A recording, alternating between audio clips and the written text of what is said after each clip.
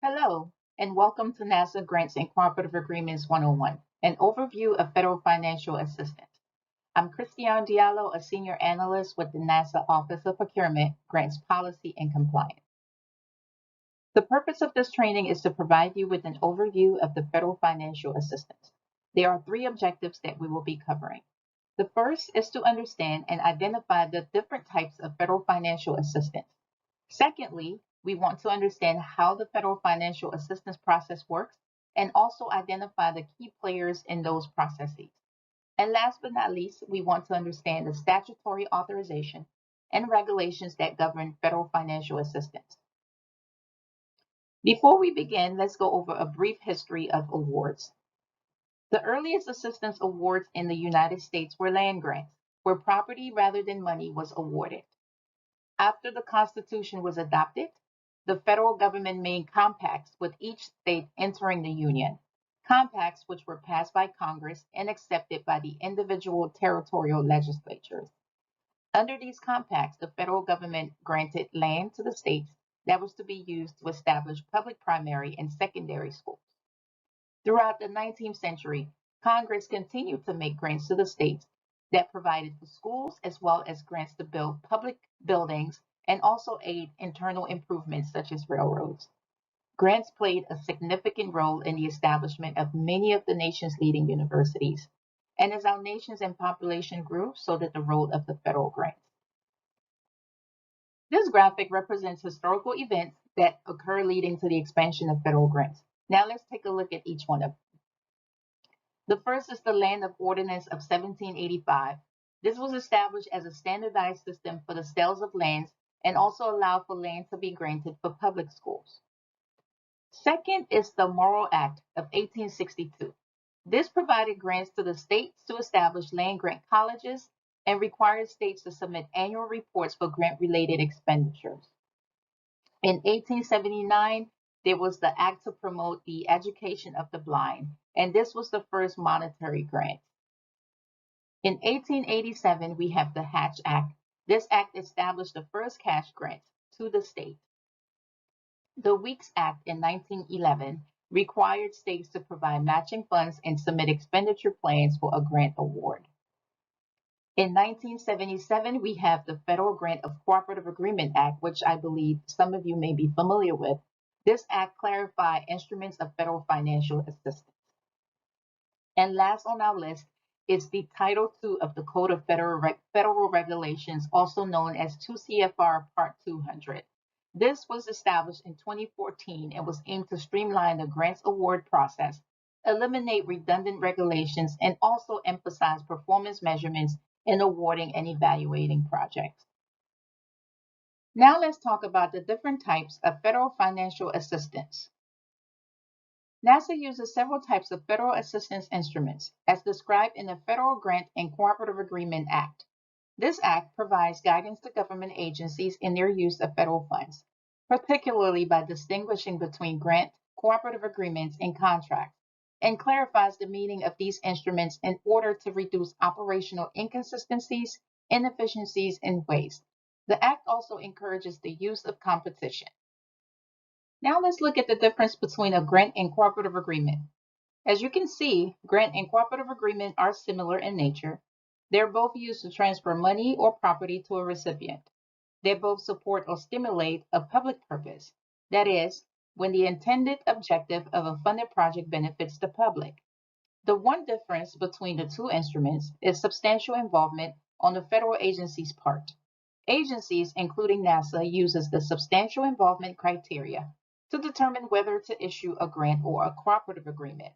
Such involvement exists when the responsibility for project management, control, or performance is shared by NASA and the recipient, and NASA has the right to intervene, including interrupting or modifying project activities. There are two categories of awards, discretionary and non-discretionary, also known as mandatory awards. Discretionary awards permit the federal government, according to specific authorizing legislation, to exercise judgment in selecting the recipient through a competitive award process. With discretionary awards, the government can put conditions on the award and determine the amount of funding. Most discretionary awards fall into the categories of research, demonstration, training, service delivery, construction, scholarships, and fellowships. As for non-discretionary awards, these are awards that a federal agency is required to award if a recipient meets the qualifying conditions. They are also known as entitlement awards because, upon meeting the qualifying conditions, the recipient has an enforceable right to receive the assistance. It is important to note that NASA does not have, nor does it issue mandatory awards. This table highlights some similarities and differences between a discretionary and non-discretionary award. The process for both begins with authorization from Congress and the agency closing out the award at the end of the project period. The differences lies in the publication, application, and selection. For discretionary awards, the agency advertises the availability of funds, prospective recipients apply, and the agency reviews the applications and select proposals for funding. For non-discretionary awards, the agency notifies eligible applicants who then submit required state plans, assurances, and certifications. Then the agency reviews those submissions for compliance. Now let's take a moment to check your understanding of the differences between a grant and a cooperative agreement. In this scenario, NASA is interested in supporting heliophysics research at universities across the United States and does not intend to design, coordinate, or influence the research. Instead, NASA will provide financial assistance to support project ideas from the public and monitor performance once projects are funded. Can you identify the appropriate award instrument? If you guessed grants, then you are correct. NASA is not the direct beneficiary of this project and is providing financial assistance to support a public purpose. Also, no substantial involvement is anticipated from NASA, therefore, it is a grant. Let's take a look at our second knowledge check. In this scenario, NASA would like to provide graduate fellowships to students at U.S. universities with the goal of introducing youth to STEM and building a diverse STEM workforce. The selected fellows will receive financial support from NASA while implementing research on their areas of focus.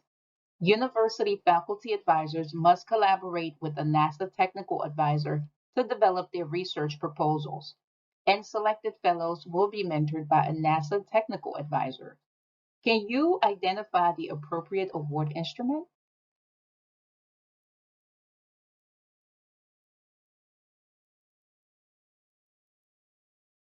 If you answer cooperative agreement, then you are correct. In this scenario, we can see that this project is to support a public purpose. However, seems like substantial involvement is anticipated on NASA's part. Following issuance of this award, NASA program officials will collaborate with faculty advisors to develop their research proposals. Again, the key word here is collaboration. And whenever substantial involvement, collaboration is anticipated on the agency's part, then cooperative agreement is the correct instrument to use. Prior to seeking federal financial assistance, understanding the process and the key players are very crucial. Within this section, we delve into both the financial assistance process itself and the responsibilities of the key players that are involved. The assistance process involves key players from the federal government, recipient organization, and beneficiaries with different responsibilities. Together, they implement the process that allows taxpayer dollars to be awarded in order to stimulate a public benefit. A key player for the federal government is the awarding agency. Within the recipient organization, parties include the project director or principal investigator on research awards, and then the project team. In the case of a pass-through award, the primary recipient subawards funds to subrecipient organizations. Note that the term subrecipients means recipients of subawards and not contractors under awards. Beneficiaries may be broadly defined as both the public in general and the specific group the award is targeted to assist. They should not be confused with recipients or subrecipients. The beneficiaries are the groups which benefit from the supported public purpose. Recipients and subrecipients do not benefit from the award. Rather, they act as the conduit for federal support of the public purpose by delivering services, conducting research, or performing in other areas. This table highlights the responsibilities of key players in the federal financial assistance process, which we touched on briefly in the previous slide. Now let's discuss the role of each. Within the federal government, Congress decides which activities deserve stimulation and support from the federal government and appropriates the funds. Prior to any agency issuing an award, Congress must authorize and appropriate funding for an award program. Note that Congress does not establish the federal award regulations with which federal agencies and award recipients must comply. The Office of Management Budget, OMB, is responsible for coordinating the development of government-wide award administration policies and rules with the federal award-making agencies, and then issues other guidance on awards administration to the agencies as needed. Federal agencies issue and administer award funds that Congress has appropriated. They are also responsible for ensuring that the awards are implemented in compliance with the regulations that OMB has instituted. The recipient organization, also known as non-federal entities, receive and implement federal awards. These entities include state and local, Indian tribal governments, institutions of higher education, hospitals, nonprofit and commercial organizations, and consortium of universities or states. Members of the general public are considered beneficiaries because they benefit from the results of award programs. For example, NASA Research Awards help advance the public's fundamental scientific knowledge of Earth and our solar system and the universe. NASA Fellowships Awards benefit the public by helping to build a diverse STEM workforce. Taxpayers have a vested interest in the efficient and effective use of federal funds. The media also plays a watchdog role by reporting on the misuse of funds or highlighting successful projects and the differences that they make in the beneficiaries' lives. Finally, there are interest groups who advocate for or against funding particular applicants, recipients, subrecipients, or programs for political reasons. Another component of the financial assistance process is the grants management lifecycle. The life cycle encompasses 4 phases, each with its own sets of activities. The first is the pre-award phase. This phase involves 2 major activities, program development and application submission and review. After the appropriation is enacted by Congress, NASA plans and develops funding opportunities, which specifies the eligibility requirement for applicants. These funding opportunities are then posted on the NASA Solicitation and Proposal Integrated Review and Evaluation System, also known as INSPIRES. The funding opportunities are also posted in grants.gov. Applicants eligible for NASA funding opportunities submit proposals through INSPIRES. NASA conducts a review of these applications, including a peer review, as well as a pre-award risk assessment to determine whether an applicant qualifies to receive a grant and the level of risk posed to NASA if the grant is issued. For successful proposals, NASA issues the notice of award and obligates funds in the financial system and establishes a grant file.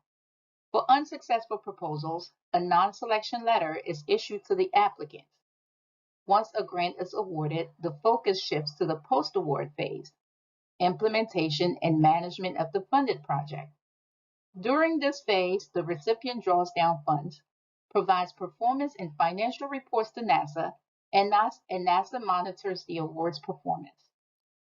As a grant-funded project nears completion, there are final reporting and closeout activities to complete. During this phase, the recipient submits final reports.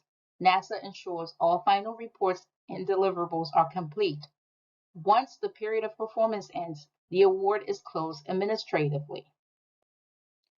Understanding and adhering to statutes and regulations is fundamental for successful grant management.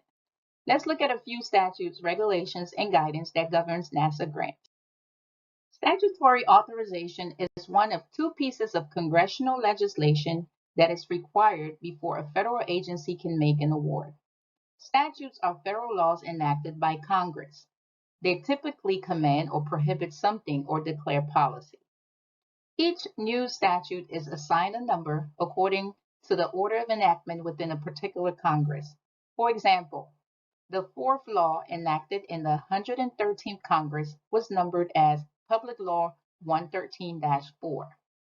There are two types of statutes relative to federal grants and cooperative agreements: authorizing statutes and appropriations.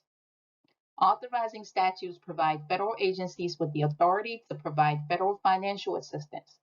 It also sets forth program elements and authorizes appropriation. Appropriations, on the other hand, provides funds for federal agencies to make payments for specified purposes, such as grants and cooperative agreements. The National Aeronautics and Space Act of 1958 is the statutory authorization for NASA. This legislation created NASA. It also provides NASA the authority to use appropriated dollars to carry out its objectives. Each year, Congress appropriates funds for NASA to execute this mission. In fiscal year 2023, Congress appropriated funding of $25.4 billion to NASA via the Consolidated Appropriations Act of 2023. NASA's provisions are found in Title III under Division B, Commerce, Justice, Science, and Related Agencies. The Code of Federal Regulations, or CFR, is the codification of the general and permanent rules published in the Federal Register by the executive departments and agencies of the federal government.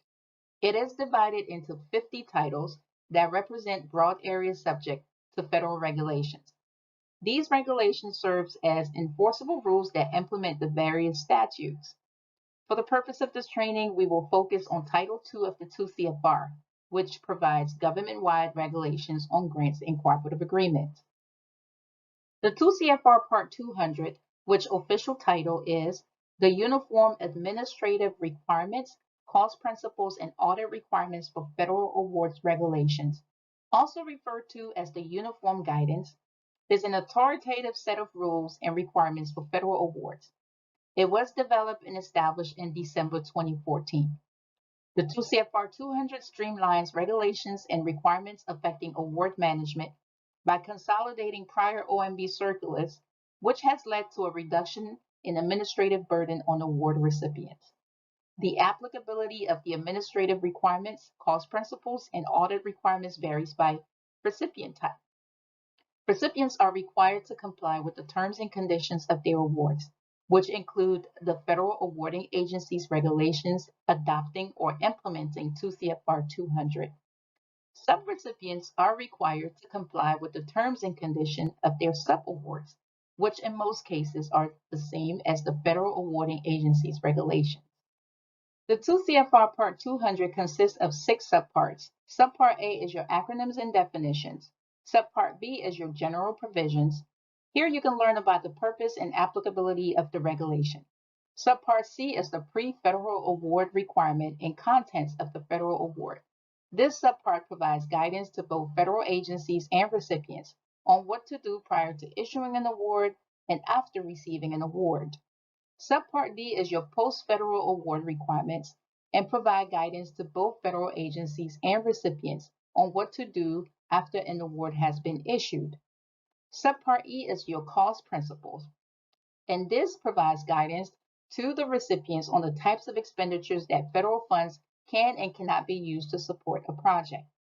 Subpart F is the audit requirements and provide guidance to both agencies and recipients on their roles and responsibility as it relates to audits. Although the 2 CFR Part 200 provides uniform guidance for all federal awards, the regulation is not effective until each awarding agency codifies it by issuing its own regulation.